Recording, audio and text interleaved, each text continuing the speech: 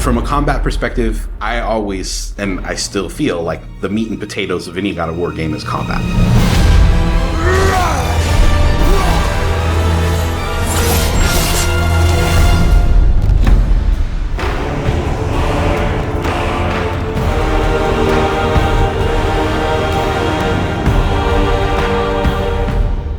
My name is Roberto Clemente. All my friends call me Bert.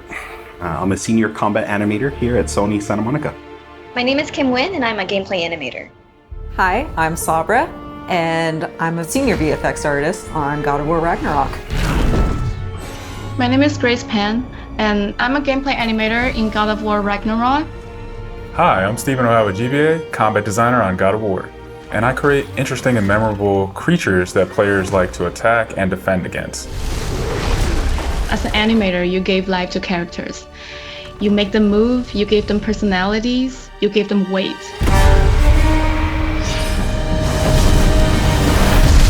My role as a VFX artist is to put the power behind a move. You are in control of fire and earth and water and wind.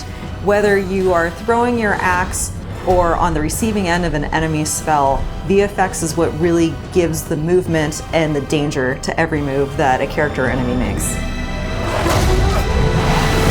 I work really closely with the design team and the tech art team on this project specifically. We actually work a lot with camera, along with the guidance of our great camera team, so I find myself doing fight choreography sometimes. One of the most challenging parts about being a combat designer isn't the technical implementation of creating a creature, but it's really navigating that line between frustrating and engaging.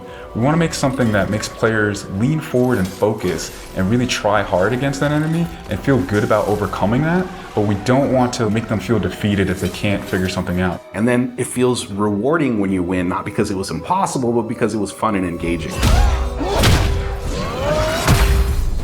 After the last game, we've heard the community cry out for more mini-bosses, bigger creatures, and enemy variety, and this time we really leaned into that. So in God of War Ragnarok, you're going to be traveling to all 9 realms, and each realm is going to have like its own theme of enemies that are very unique to that space. For example, in Alfheim, we're familiar with the Dark Elves, but this time around we're going to be fighting the Light Elves, such as the Light Elf Warrior. One of the key learnings from the last God of War game is we don't have to think about the camera and how close combat is going to feel. We already have that knowledge, so we can build upon the close camera that we have, and we can iterate on enemies, creating more interesting scenarios. In the last game, Atreus was just starting to fight alongside Kratos, and he was learning from the master tactician. So in this game, he's trying to prove himself a little bit more, and we built upon those mechanics with him. The previous God of War, Atreus was still a kid, right? So he has a lot of dependency on his father. And for this game, you will see Atreus moving more independently on his own as a companion. In regards to VFX for Kratos, I think what the players really love is the powerfulness of it. When you are playing as Kratos, you really do feel like the God of War. And moving into Ragnarok, we want to really make something bigger, make it stronger, make it more of a spectacle. You want them to be like, oh my gosh, I didn't know that the Blades of Chaos could get even better, but look at that. So as Kratos gets more powerful, he's going to have access to newer combos and newer abilities that will increase the combat depth of each weapon. For the Blades, one of the moves that I've really enjoyed from previous God of Wars is the combat grapple, and we're going to be bringing that with a new twist. I'm very excited for players to try the blade grapple traversal moves. That brings so much more speed into the movement and the dynamic feel to it. One of the ways we've expanded Kratos combat this time around is we've given more utility and choice to his shield loadout. If you are a parry person, you could really go for a shield that gears towards parrying.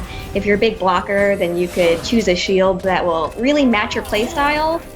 One new mechanic or element that I'm really excited about is these combo finishers. Building up the stun meter this time around is going to lead to different ways to basically decapitate the enemy. You're going to be able to choose, which weapon you want to have when you kill a guy.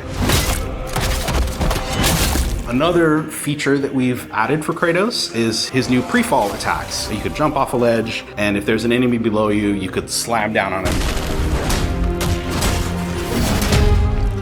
There's such an emphasis on verticality in some of these fights that it's super engaging. And as Kratos, now that you have so much mobility and that you can also take advantage of that verticality, I think it just adds such another interesting layer to a fight. In God of War Ragnarok, we've enhanced the Kratos and Atreus duo. He's going to initiate a little bit more, be aggressive. He's going to fight alongside you, and sometimes even surprise you with his combo abilities too. Some of the new expanded companion actions that you'll see Atreus do leverage the fact that he's older now, he's bigger now.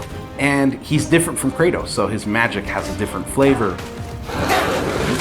Not only that they fight side by side together, there are also a lot of mini games and player interaction moments. For example, like the puzzle systems and the set pieces. You definitely will see a lot more collaborations between father and son.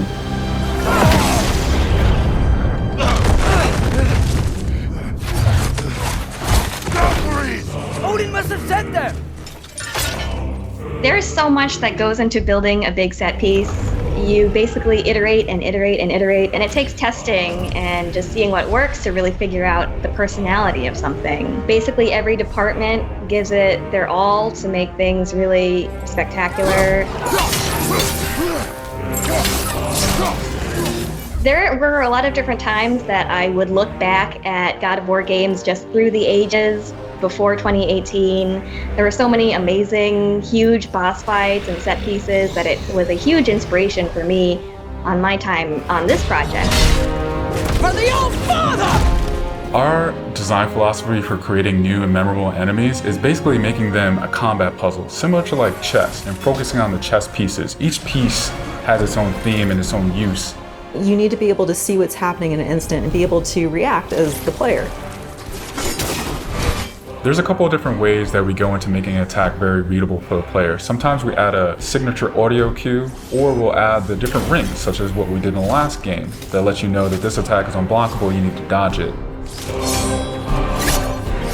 There's so many different ways that VFX really helps not just show what an enemy is about to do, but show who the enemy really is.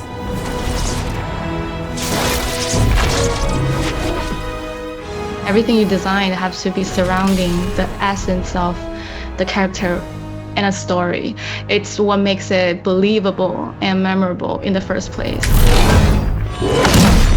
I think what I'm most excited about is for players to experience the diversity of enemies that this game has to offer.